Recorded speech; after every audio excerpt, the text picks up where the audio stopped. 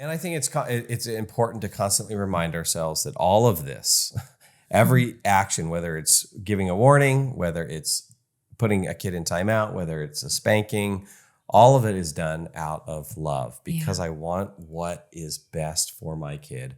I want to train them in righteousness, ultimately, so they relate properly back to God.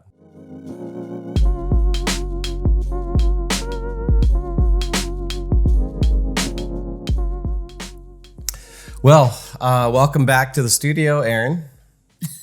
You've been out. The studio, meaning our kitchen table. Yes, meaning our kitchen table living room.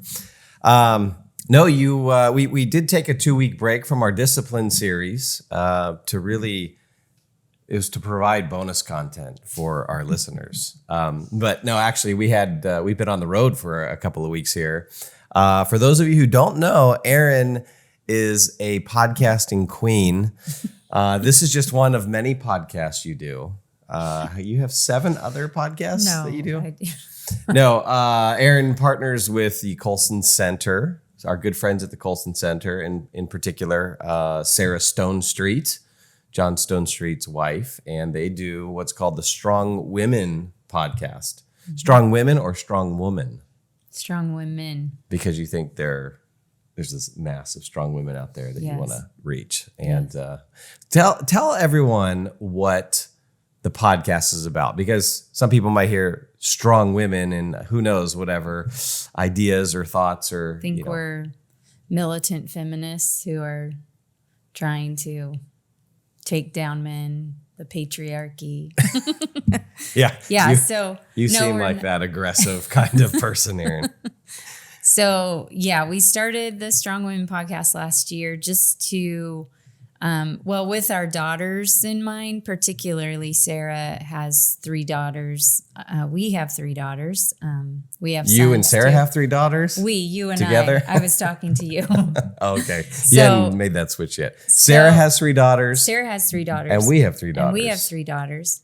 And so we have 2 sons also, and she has 1 son. But with our daughters in mind, just thinking about what the culture is saying to our girls about what it means to be a woman, what it looks like to be a strong woman, and being disturbed, obviously, by the messages that are sent to not only our girls, but us too, as middle-aged women.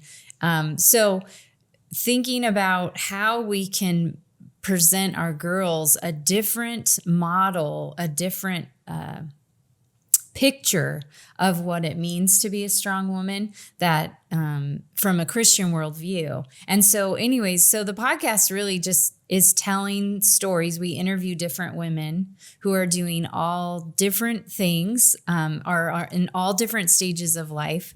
We've interviewed women in all the different decades of life.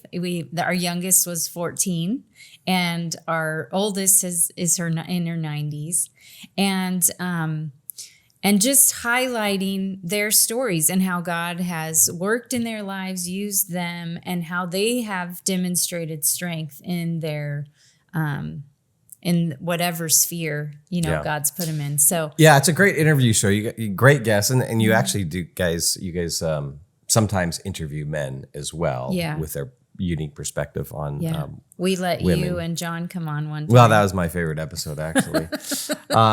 Yeah. No, so if you, I would encourage everyone to check that out. It's almost as good as this podcast here.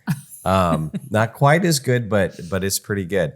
No, it's fantastic. And you guys have got such good response. So anyway, because of that, we were in Texas for the Colson Center's Wilberforce weekend. You guys were doing some live podcasts there. Mm-hmm. And so we haven't been in the quote unquote studio here for a couple of weeks, but we're back. And we are going to kind of continue and finish out our series on discipline. Mm-hmm.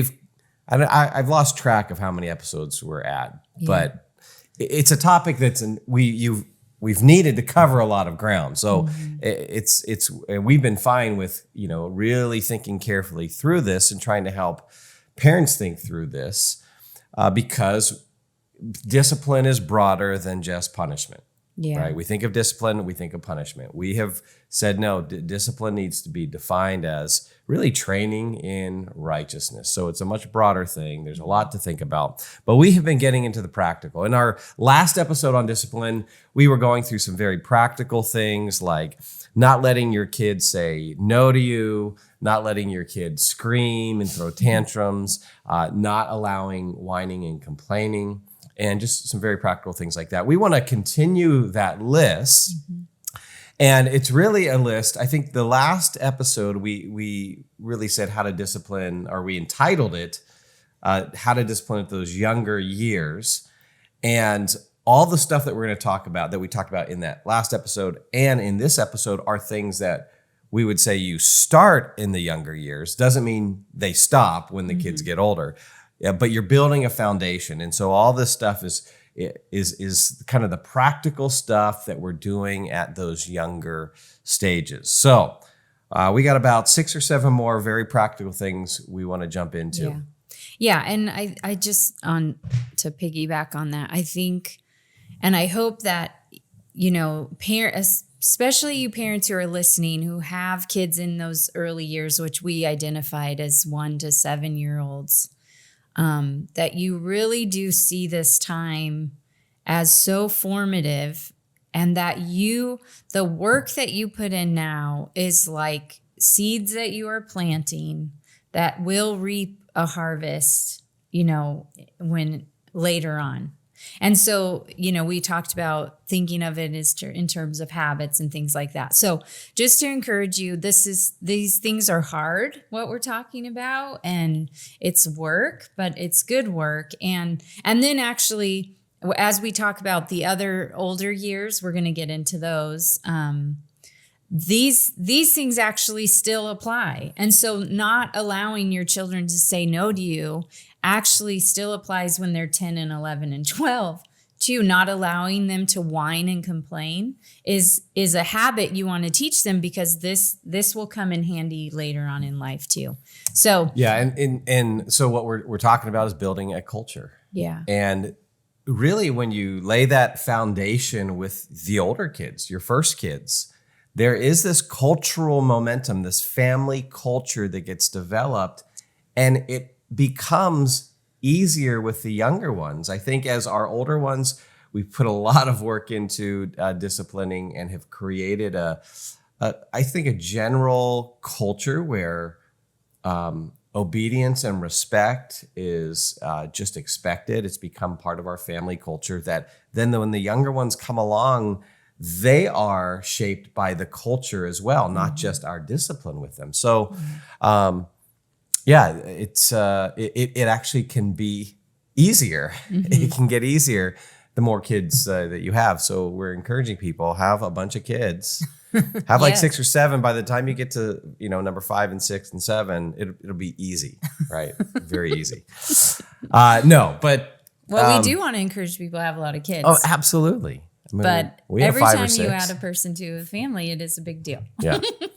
You missed that. I said we have 5 or 6. Oh, 5 or 6. We have 5. That was a joke. But I got it. We'll move on. I missed that. Let's get to our practical stuff.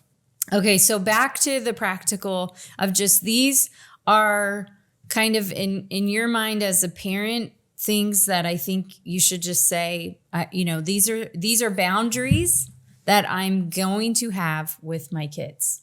And actually some of these are boundaries that I'm not going to allow to be crossed, for myself too. But okay, so let's get back to the practical. So another just really practical thing that, again, starts when they're young, but this continues into the teenage years. And this is a big one, but do not threaten an act or a consequence that you have no intention of following through on. What do I mean? Do not threaten to leave Disneyland if your kid doesn't stop whining, if you have no intention of leaving Disneyland. If you have planned an all-day family trip and they see that you have sweatshirts packed in the stroller, like you are there all day, and they are whining about getting cotton candy, do not threaten. If you don't stop, we're going to leave. Because they know you're lying. You're not going to leave Disneyland.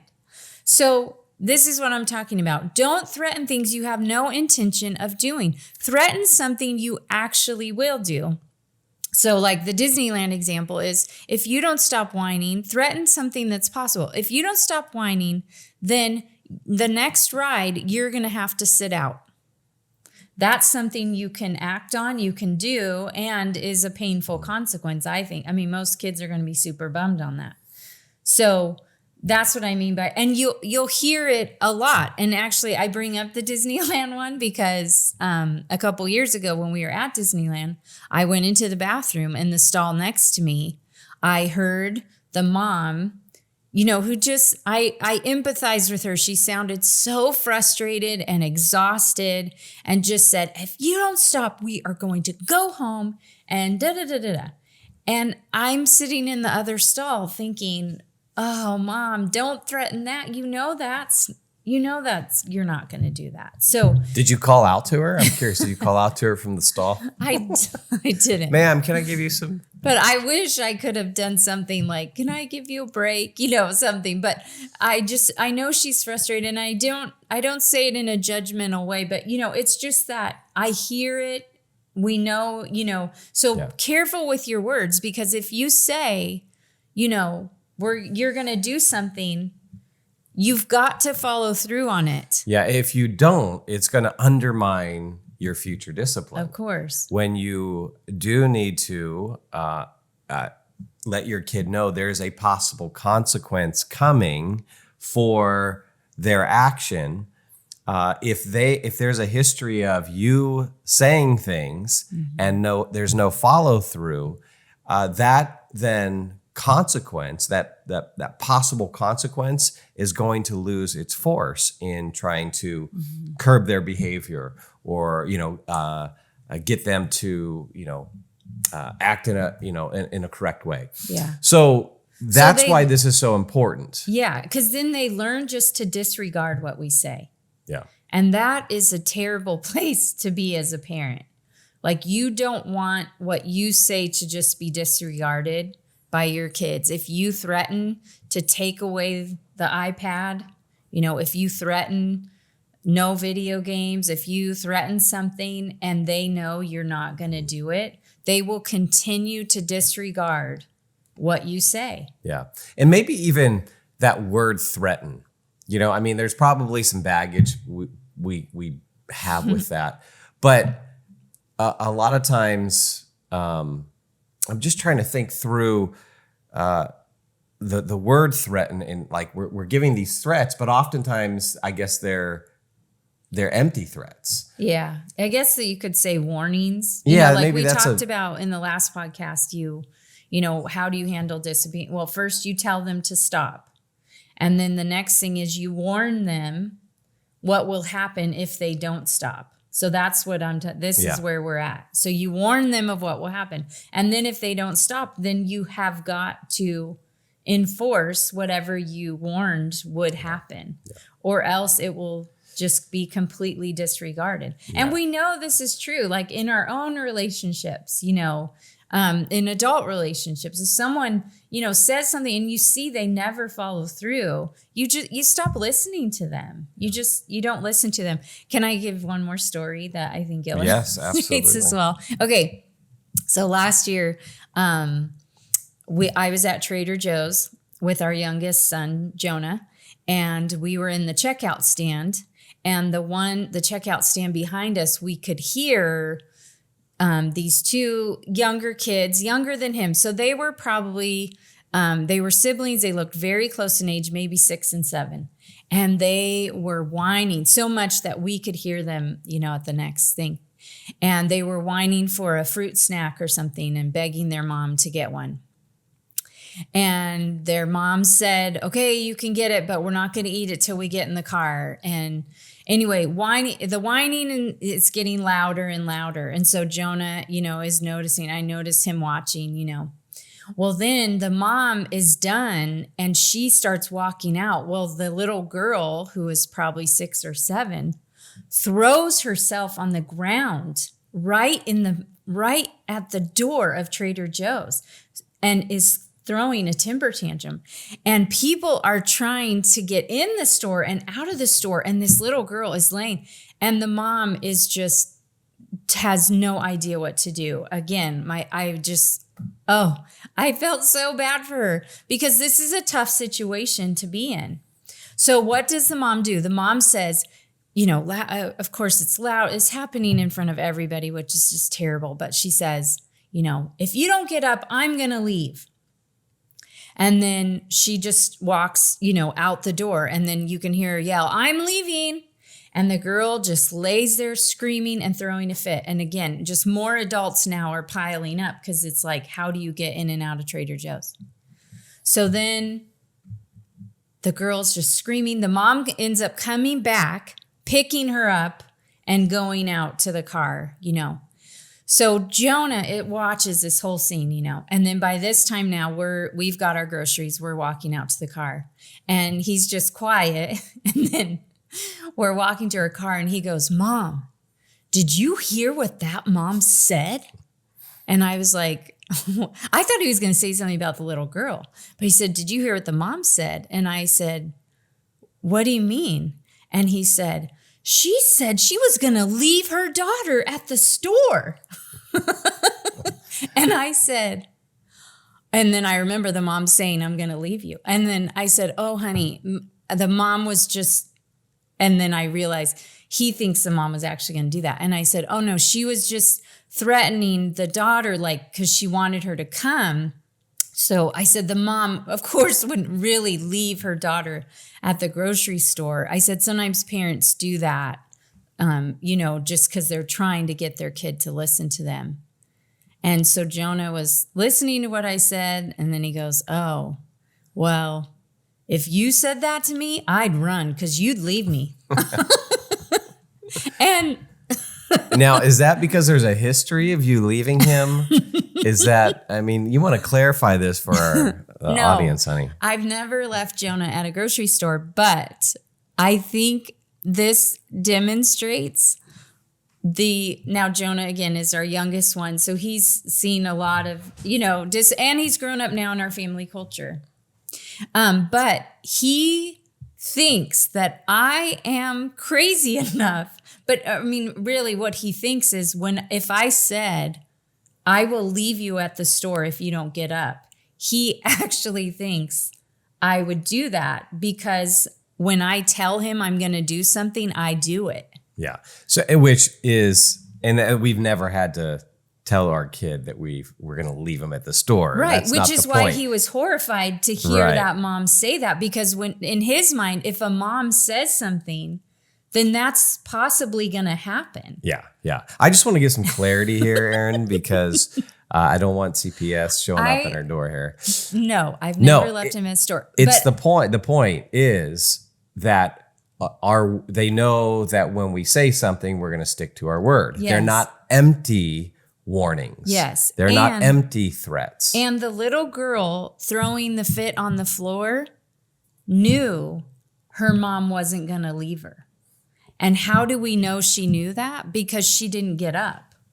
She knew she's going to throw a fit. Her mom's coming back. Her mom's not going to leave her there. Yeah. And so this is what I'm talking about. So this mom most likely has built up a habit of saying things that she doesn't actually follow through with. Yeah. And probably, a kind of a related point to this is that don't give warnings that are ridiculous. Yeah. Like to say to your kid, I'm just going to leave you here. Well, that's ridiculous. And actually you'll get in trouble with the law, and you should if you abandon your child at a store.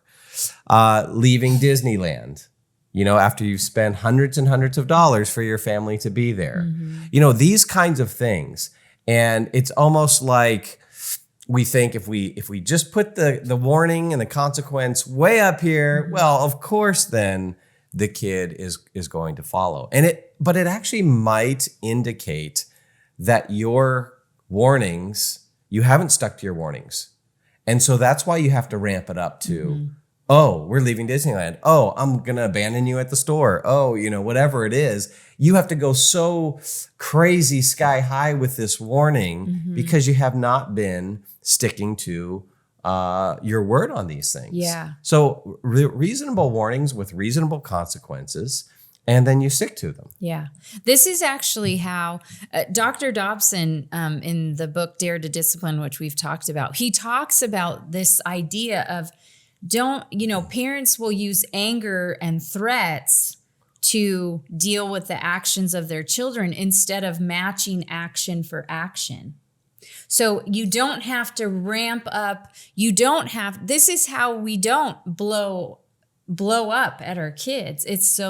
When they do something, we match action for action. So we take action when something needs to be done, and so then you don't have to you can just threaten little things. So let's take that Trader Joe's example. What I would say to the mom is, if they're wanting that and you're willing to buy it, you can say, hey, I'm willing to buy you that fruit snack, but you need to stop whining immediately or you will not get it. Mm-hmm.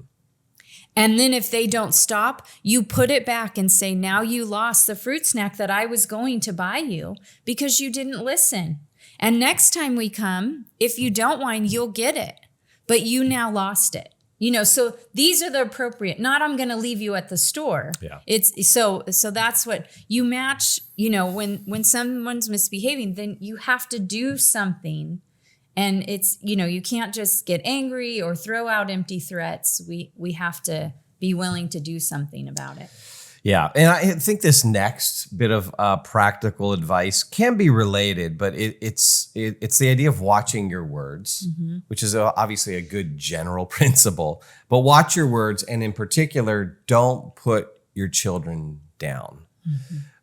This is where we want to make sure that our discipline is done with gentleness, is done out of love. It's not just done out of anger and frustration, although that is a very, difficult thing. There are times when there is going to be frustration, even as you have to discipline at that moment. So it's a messy journey. But one of the things is one of the rules that we've had, and this is for us, is that you don't call your kid names.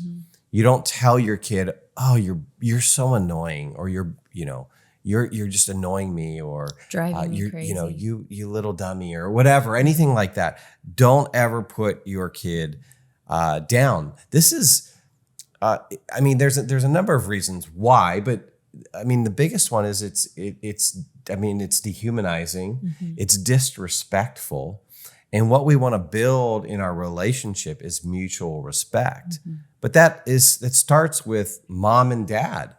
Respecting the child first, and always having that view that even though I'm the dad and you're the child, and even though I'm in a position of authority over you, and even though I expect obedience in certain things, you're still a human person. You still are a person made in God's image with dignity, and I need to treat you with respect. And so this is just an absolute rule for parents. If you do put your kid down, if you do call them names, if you do say things that are hurtful in that regard, then that's when you need to stop and apologize and make amends for that. Yeah. Yeah. And sometimes I think if we are so angry that we are having a hard time controlling our words, then I think we need to stop and cool down before we have a conversation, because we know how words can hurt for a lifetime. Like some of us right now listening can remember things our parents said to us when we were very young that pierced us, and we haven't forgotten. And so we hold these children. We get to train them and love them and teach them, and we are not to misuse that authority like you talked about. And this goes back to the beginning of our teaching, where we talked about being image bearers, what that means, and having that dignity and respect for our children because they're human beings. So there's a difference saying to your child, that was selfish when you took your sister's thing, without asking, and you knew she would be upset. You did it just because that's what you wanted. That's being selfish. We don't want to be selfish. That is different than saying you are selfish. Yeah, or you're a selfish little brat, or yeah. So thinking about it, and if we have a hard time in the moment, controlling our tongue, then we need to take a moment to calm down and control our tongue. And of course, we all make mistakes, but this is one area where I think as parents, we have got to learn to apologize to our kids. So if we do blow it, if we do lose it with our kids and say, you're such a brat, then we need to go back later and apologize and say, saying you're a brat, that I shouldn't say that to you. What I should say is you are being disrespectful, or you are being rude, or, and actually be clear on what we are saying about something they did or said or whatever, and not use just insults to express how we're feeling towards them. Yeah. Yeah. And maybe in a future episode, we could talk about that in a marriage relationship. Right. And how you should apologize when you call your husband a brat on a podcast, sometimes even. So, but that'd be a future episode. All of that to say, I guess stepping back from these practical things, discipline is not just about, it's not about just controlling your kid. It's, again, it's training in righteousness.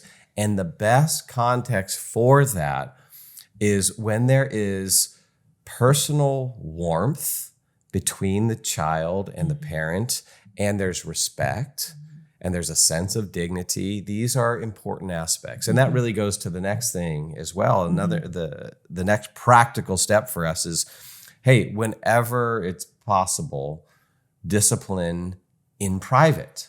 Because the goal isn't to embarrass and humiliate the child. And sometimes you'll see a parent being very loud, maybe in the grocery store, at an amusement park, or at a park or whatever. And it's almost as if they're trying to create this display so that other people around can kind of see, as a way to shame the kid. And I think that's counterproductive, because I think the kid then feels humiliated. And the goal is not for your kid to feel humiliated. Even if in the short term, that would correct their behavior, that's not your goal. Now, again, there are some times when a child's behavior will bring humiliation upon themselves. That's different. Yeah. But when we are going to correct our kids, if we can pull them aside, if we can pull them out of the spotlight, if we can take them to another room, especially not in front of their friends, if that's possible, which again, once in a while, it's not possible. Something has to be addressed immediately because of the nature, the seriousness of it. Yes. But in general, whenever possible, discipline in private. Yeah. And I think actually this is a benefit for parents and for children, because as a parent, when you're, like going back to that story in Trader Joe's, that mom has all those eyes on her. That is just overwhelming. And we can all relate to that when we've been in public and had to discipline our kids. When you feel all these eyes on you, it just adds so much stress to the situation. So if you are at a birthday party, I'm thinking about a birthday party where I saw my son doing something. And so I say, Jonah, come here. And he comes. And then I go over to the side. And then I say, you are being too rough, or whatever.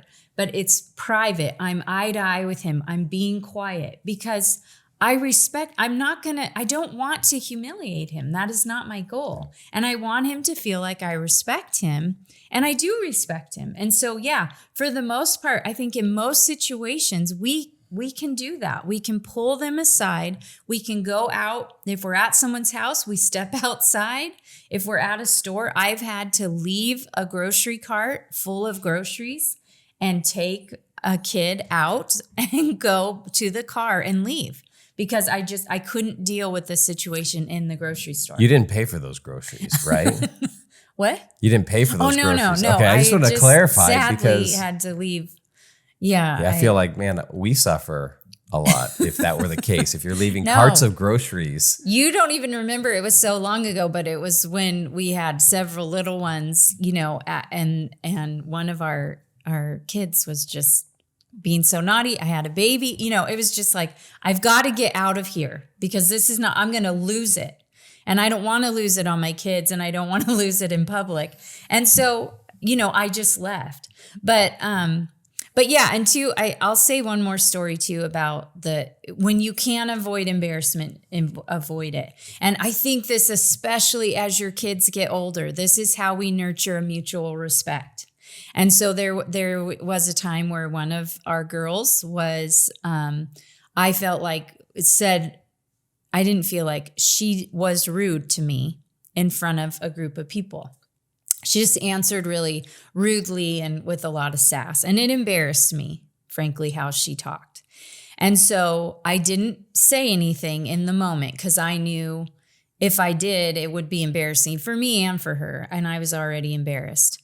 So I decided to wait till we got home. So when we got home later, I pulled her aside in her room and I said, hey, what you said earlier, and I told her what she said.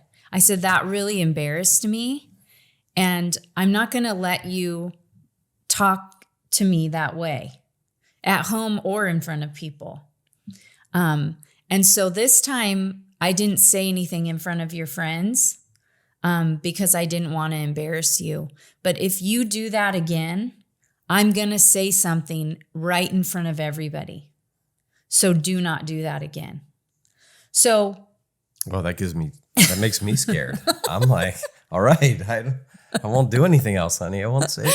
So again, this goes back to meaning what we say. And I knew if I said that I was going to have to. So which for me is hard. I don't want to be embarrassed. I don't want to embarrass the kids. And I'm, not real confrontational. So I wouldn't want to have to do something like that, but I knew I'm not going to let her treat me like that. It's disrespectful.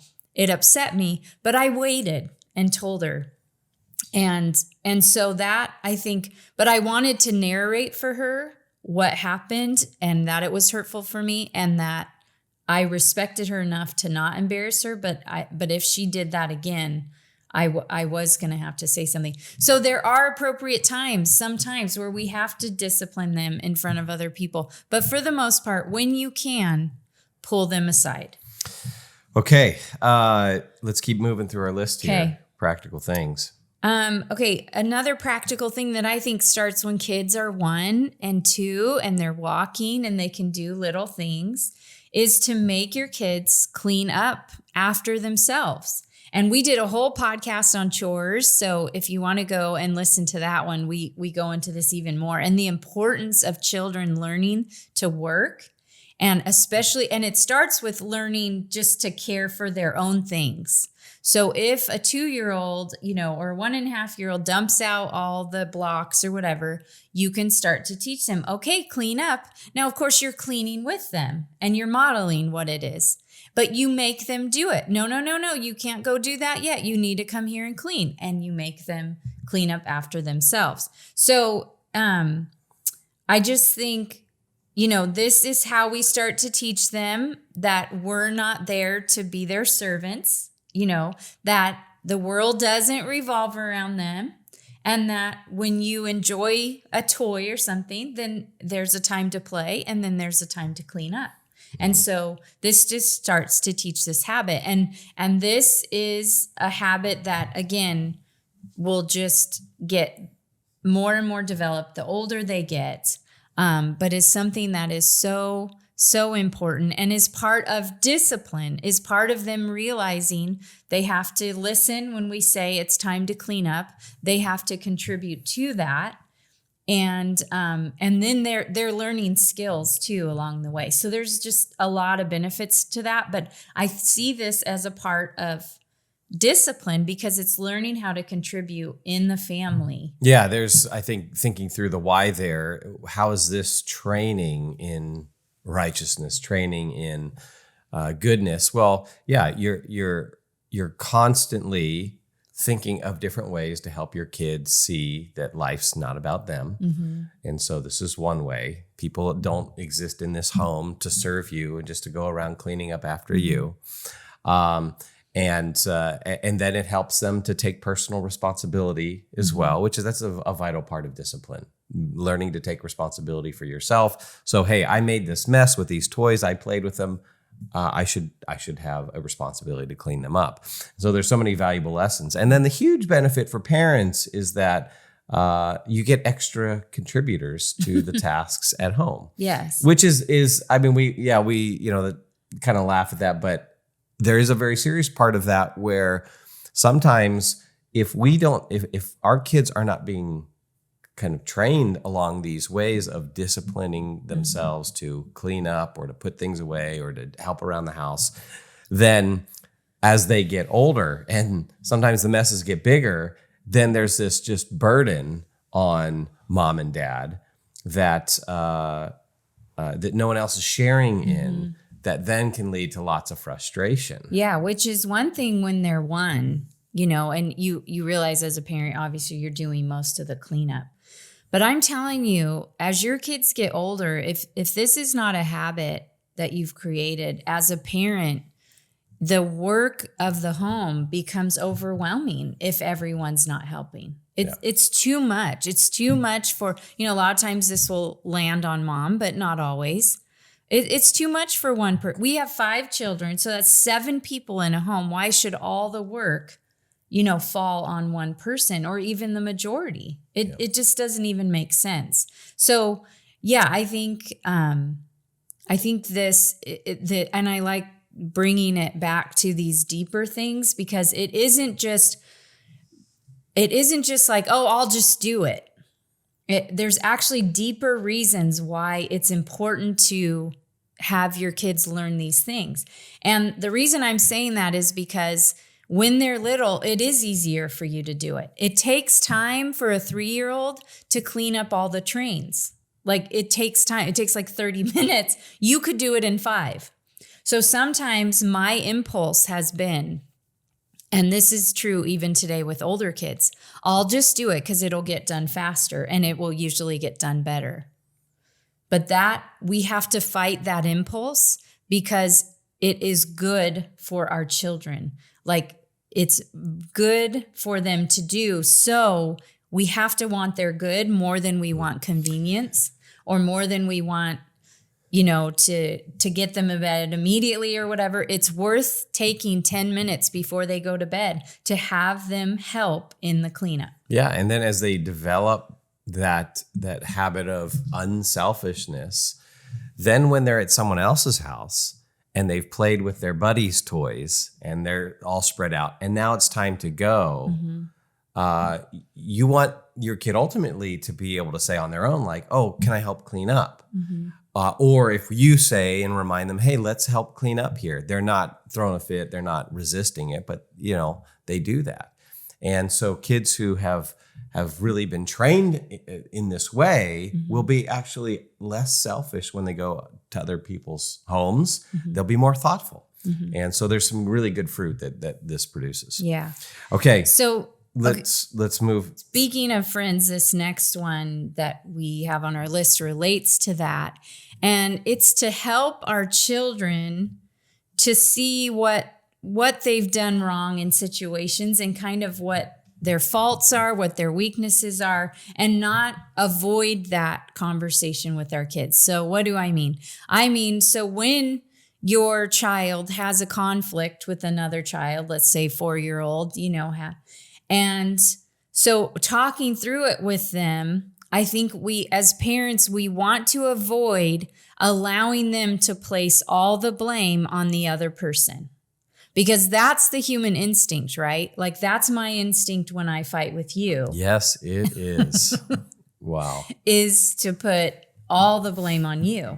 And I would argue that it seems that that's your instinct as well, Kunkel, that you would like to place all the blame on me. Okay, right. So it's fallen human nature, isn't it? It is. It is fallen human nature. You're a little more fallen than me, but I know I do it too. Our audience might not agree with that. But this starts early. Like, I think this starts earlier again than we think, to where when our little ones get into, oh, so-and-so wouldn't share, Well, okay, did you share though? Did you share when they were over? Or you can even point to, well, remember when you didn't want to share your toy? And see, this is why mommy said you have to share, because then when we're at someone else's house and they don't share with you, it feels bad, doesn't it? It makes you sad because they don't want to share with you. And so this is what, like, making these moments teachable, and not just, now, of course, there are some times when other kids will be mean to our kids and we sympathize. And I'm not saying that, but so often there are situations that come up with the kids that we can help them see that, oh, this wasn't all the other person's fault. This was actually, I played a role in this too. And so don't miss those opportunities and allow your children, or even allow yourself, to think that everyone else is the problem and not your kid. Yeah. And this is where we can help our kids to be appropriately, I guess, introspective or self-reflective, or really considering. Because this is what you have to do all of your life, is you have to consider and look inward to say, okay, what have I done wrong? What mistakes have I made? What wrongs do I need to repair? How do I have to apologize? And who do I need to ask forgiveness from? So these are the larger, deeper lessons that something like this does. So that's why, again, as you do help your kids see what their own faults are, if you're remembering what the long-term fruit is you're going for, then you realize, okay, when I do this, it's not shaming them. I'm not shaming them in such a way that they never ever want to admit what they've done, because it's not safe. I'm just going to get blasted. Again, there's warmth and love. And as you do share that feedback with a kid, like, hey, this is where you were wrong, there's also love and warmth, and maybe hugging them afterwards and saying, I love you, no matter what you do, but we have to take ownership of the things that we do that are wrong. Yeah, it teaches them to self-reflect and to realize their own faults. And it also teaches them grace too, I think, because that's how we help our kids to have grace with their friends, have grace with their siblings, is to see, oh yeah, I'm not perfect too. There are times where I'm upset and say things I don't mean, or, whatever the situation is. So I think it's, I will see often that parents will excuse their child's behavior instead of admitting that their child contributed to something. And I see that situation not just as a bummer for whoever else is involved, but also just a shame of, like, man, you're missing opportunities to really teach your kids important lessons, and just to be in relationship with other people. So, okay, that's a lot of practical stuff. I think the last thing that we want to say is, hey, if you aren't doing well in the area of discipline. Yeah, if you're hearing these things and going, oh, shoot. Or if things aren't going well, then be teachable and humble and be willing to make changes. Yeah. And maybe do some reading and some research, and talking to some older, wiser folks, or finding that those parents who you look at their kids and you're like, man, there's some good fruit in those kids. All right, I need to go talk to those parents and find out what is it that they do that's effective. Yeah. So this is where we've got to be humble in our parenting. We've got to be teachable. Yes. And we need to realize, hey, we may have taken a path. We may be influenced by something we've read, or, so one of the experts that is not actually working. It is not effective, and we need to be willing to change. Yeah, I think as parents, we need to just be, being a parent is a humbling experience, right? It is humbling, but I think, just being in the habit of saying, it is okay to say, man, I messed this up, or I didn't handle this situation great.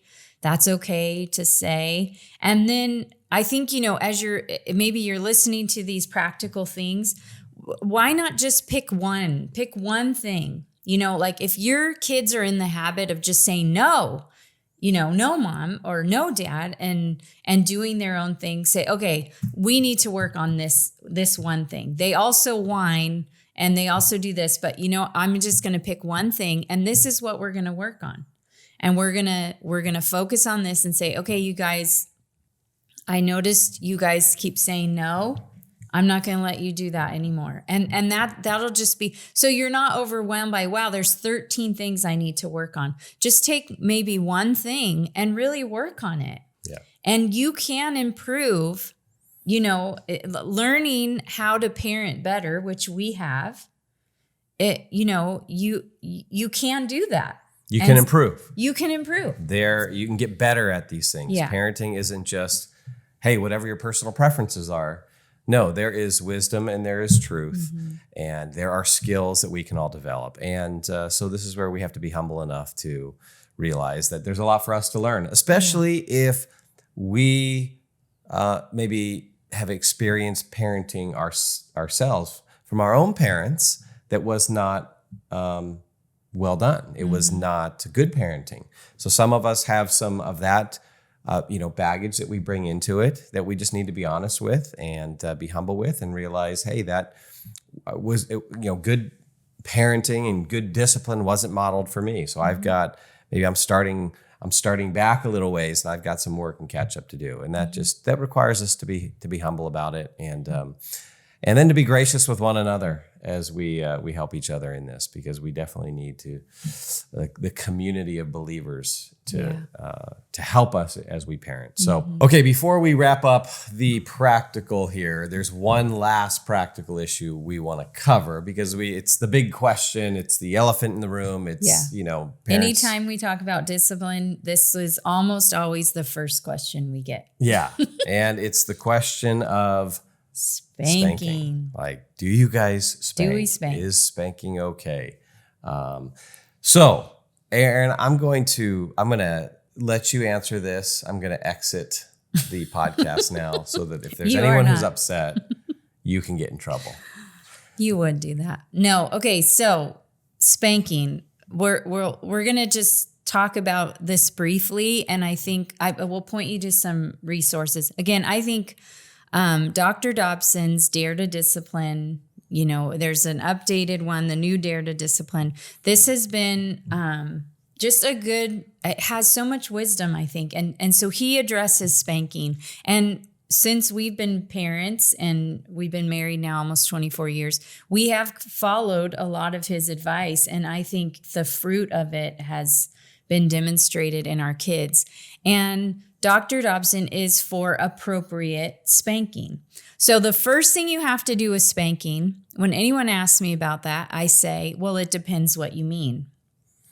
If you mean the parent at the park who sees their kid do something, they walk up and haul off and smack their bottom right there in front of them. The kid doesn't even see it coming, And so sometimes we hear the word spanking, and because of how it was done to us or because of what we've seen, we have different definitions of spanking. So we'll define what we mean by that. But just to even think for a minute, what do you think of, or what do you think when you hear the word spanking?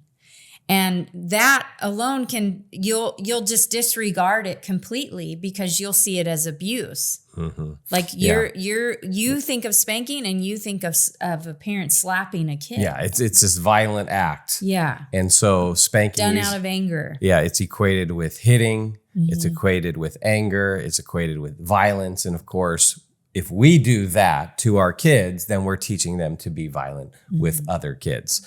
And so defining our terms is absolutely vital here. So when we talk about spanking, that's not what we're talking about. Yeah. And if those are the images and the pictures that come into your mind, that's not how we would define spanking. That would be hitting. Yeah. That would be abusing your child. Yeah, which we have no authority to do. Again, like God doesn't give us authority over our children to abuse them. So I want to just be really, really clear on that. So we follow Dr. Dobson's advice, as I said. And so he really taught us, and this is how we've done it. But spanking, we always reserved with our kids. Of course, all our kids are older now and past this stage, because this really is the early years discipline. So he says, reserve spanking for deliberate disobedience. So that means you've told them not to do something, or you've told them to do something. And they basically look at you and say, I'm doing it, or there's no way I'm doing it. And, it's basically the child just, It's direct rebellion. Rebellion. Yes. Like it is clear. There's no ambiguity. You told them not to do it. They turned around and went and did it. So it's reserved for that kind of disobedience, and not they did something they didn't realize it was they weren't supposed to do it. It's not just being a kid. Yeah, it's not a kid mistake. It's not a little boy who's just a rambunctious little boy. This is direct disobedience. Yes, which direct disobedience requires an age-appropriate cognitive level to understand. I've said no, and or mom said no, and I'm doing it anyway. So this is, again, where we follow Dr. Dobson's advice. And I think, again, is true that you wouldn't even consider spanking before 18 months. That around 18 months is where they can really start to understand no and yes, and go do this and go do that. And so he suggests not even considering it. And I agree with that. Like you don't want to do this kind of punishment for a 1-year-old who still might not be, really able to understand deliberate disobedience. Yeah, I can't put together cause and effect and those kind of things. Yeah. So it's not done out of anger. It's not just hitting. It's done to address direct disobedience and rebellion. It's not done before 18 months in general. And then he suggests not really doing it past anywhere between age 8 and 10. And it kind of depends on the child, but we would agree with that. I mean, any kid 10 or over, it just doesn't seem like an appropriate way to punish. So he kind of gives those age guidelines, which is why we're talking about it in the early stages. And so I think it's important to have specific parameters for what you do when it comes to spanking, to have specific ideas and boundaries on what it is, and to be really clear on that, and the kid really clear on it, so that there's no confusion about it. So here's what I mean. So we always spank in privacy. You would never see Brett or I spank our kid at a park. Like this wouldn't happen. I think privacy, again, is important. Especially for this form of discipline. Yes. Because for us, this is the, this is in terms of the different levels of consequences. This is the big consequence. And there are times when the big consequence is appropriate, but because of the nature of it, we're not going to do that out in front of everyone else. Yeah. And also because of just the embarrassing or the embarrassment or the humiliation that can bring to your kid. So again, always doing that in private. And typically, if we're out and there's been an offense that's so egregious that it warrants a spanking, then that will often wait till you get home. So that it's done typically in the home, in the privacy of the home, in maybe in the kid's bedroom. Yeah. And it's also not done when we're at the height of our frustration or we're angry. Yeah. If you're angry, you shouldn't. If you feel like you are really angry at your child, you shouldn't spank at that moment. You should wait. Yeah, even if their behavior warranted that, because of where you're at, it'd be better not to spank. Yeah. And really, I guess, give open the door for some really negative things where you maybe harm your kid, or where your kid just receives that in a way that you don't want them to receive it.